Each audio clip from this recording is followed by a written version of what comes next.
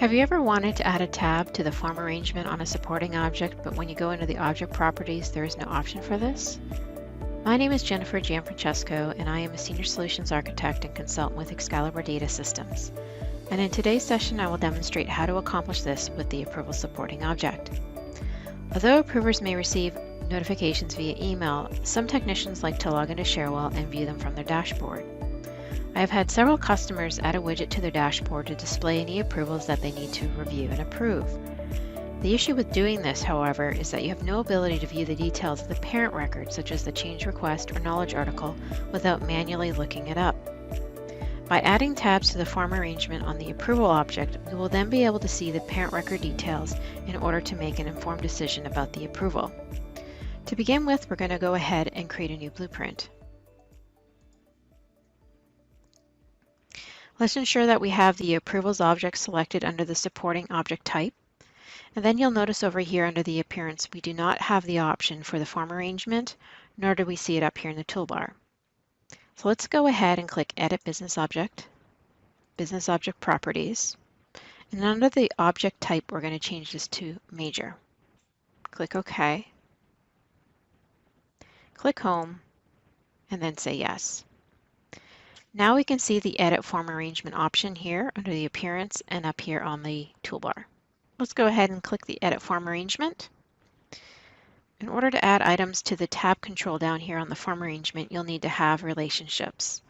In this example, we already have two relationships that we can leverage. Now keep in mind that I am currently working in version 10.1.2.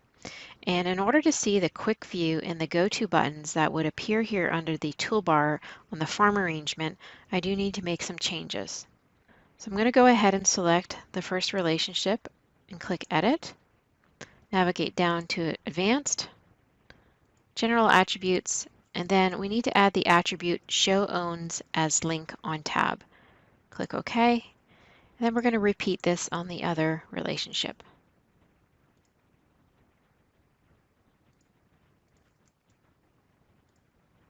Now keep in mind, depending on what version of Cherwell you're using, you might not have to add this attribute to the relationships in order to see the buttons, the Go To or Quick View on the toolbar.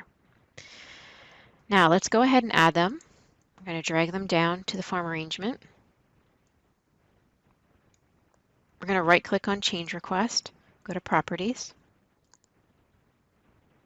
Now we're going to set a tab visibility, create an expression for that.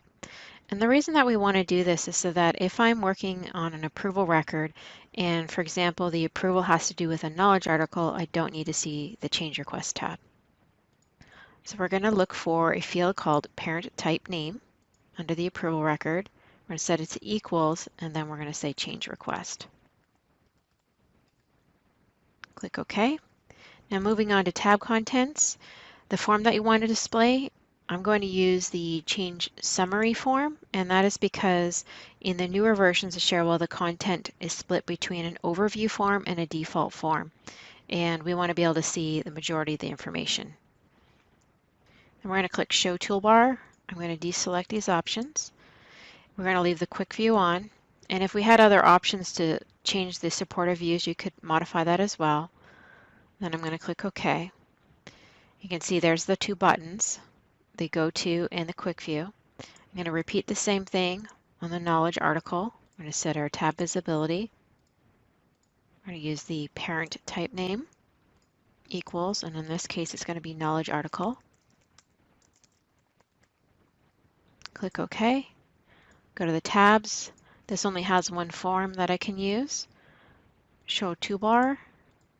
Deselect the options and then click OK. So at this point I can go ahead and click Home, say Yes.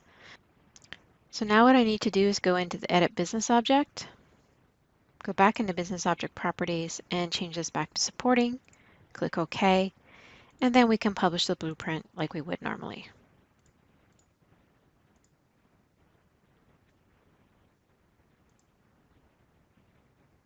Let's click Close.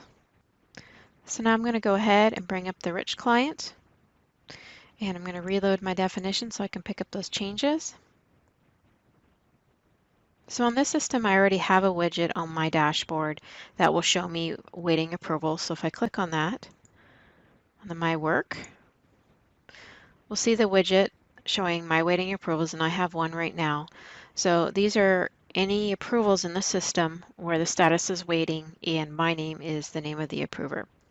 So now that we've made that change with the form arrangement on the approvals object, if I double click on that particular approval, we can see the tab for a change request here. So I'm just going to bring this up a little bit so I can see more details.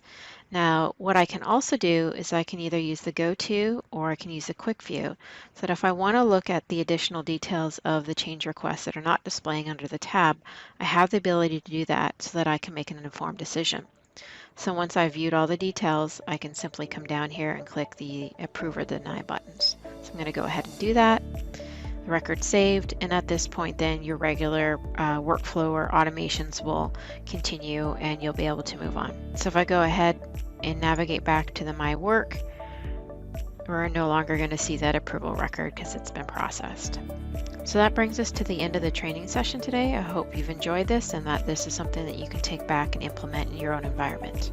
Thank you.